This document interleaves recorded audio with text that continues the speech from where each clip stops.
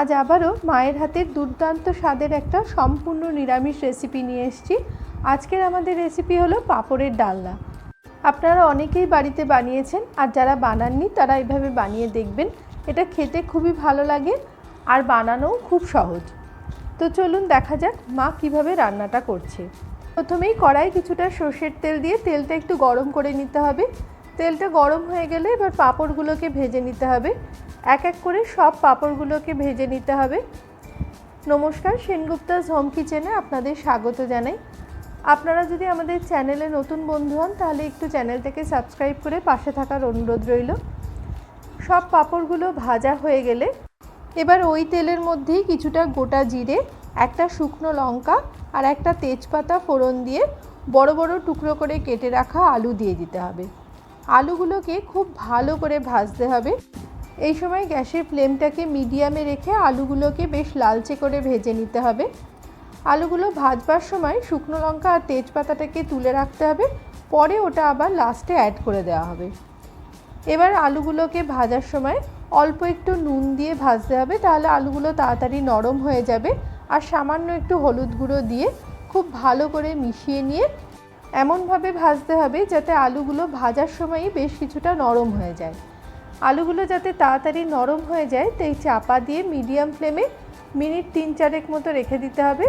আলুগুলো যতক্ষণ ভাজা হচ্ছে মা ওই সময় অন্যদিকে একটা মশলা রেডি করে নিয়েছে। একটা বাটির মধ্যে 1/2 চা চামচ হলুদ গুঁড়ো, 1/2 চা চামচ লঙ্কার গুঁড়ো, জিরে গুঁড়ো 1/2 চা চামচ আর 1/2 চা চামচ কাশ্মীরি লাল লঙ্কার গুঁড়ো কিছুটা জল দিয়ে গুলে নিয়েছে। মশলাটাকে ভিজিয়ে রেখে দিলে তরকারির স্বাদটা খুব ভালো আসে। 3-4 মিনিট পর ঢাকাটা খুলে আলুটাকে খুব ভালো করে নেড়ে দিয়ে আবারও মিনিট 2-এর জন্য ঢাকা দিয়ে রেখে দিয়েছে। ফিরে এলাম মিনিট 2 পর। আলুগুলো এখন বেশ ভালো মতোই ভাজা হয়ে গেছে। এবার এর মধ্যে একটা মাঝারি সাইজের টমেটোকে 4 টুকরো করে দিয়ে ওটাকে আলুর সাথে খুব ভালো করে নেড়ে নিতে হবে। এই সময়ই আদা বাটাটা দিয়ে দিতে হবে। আদা বাটাটা দিয়ে অল্প জল দিয়ে খুব ভালো করে আলুর সাথে মিশিয়ে নিতে হবে। জল দিলে আদা বাটাটা তেতো হবে না। আরেকটু আদা বাটা, মোট 1 চা চামচ মতো আদা বাটা দিয়ে খুব ভালো করে মিশিয়ে নিয়ে এবার যে মশলাটা মা জলের মধ্যে ভিজিয়ে রেখেছিল ওই মশলা গোলাটা দিয়ে দিতে হবে।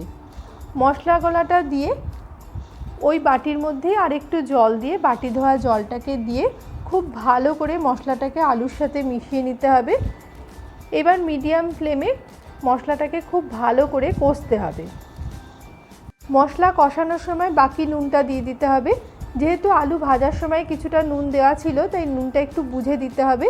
আর 1/2 চামচ চিনি দিয়ে খুব ভালো করে মিশিয়ে নিতে হবে। যেহেতু নিরামিষ তরকারি তাই একটু মিষ্টি মিষ্টি হলে ভালো লাগে। এবার সব কিছু খুব ভালো করে মিশিয়ে নিয়ে মিডিয়াম টু লো ফ্লেমে মশলাটাকে খুব ভালো করে কষতে হবে। একটু সময় নিয়ে মশলাটাকে খুব ভালো করে কষাতে হবে।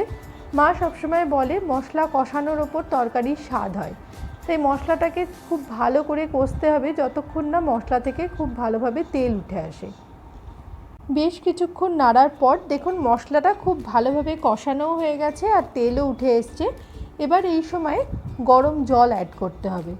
আপনারা আপনাদের প্রয়োজন মতো জল দেবেন, তবে পাঁপড়ের ডালনায় জলের পরিমাণটা একটু বেশি রাখবেন, নইলে পাঁপড়গুলো পরে ঝোল টেনে নেয়। এবার জলটাকে দিয়ে আলুর সাথে খুব ভালো করে মিশিয়ে নিতে হবে।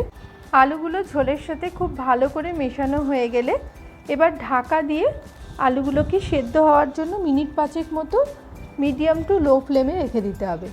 আলুগুলো ভাজার সময় বেশ কিছুটা নরম হয়ে গেছিলো, তাই খুব বেশি সময় লাগবে না। ফিরে এলাম 5 মিনিট পর। আলুগুলো খুব ভালোভাবে সেদ্ধ হয়ে গেছে।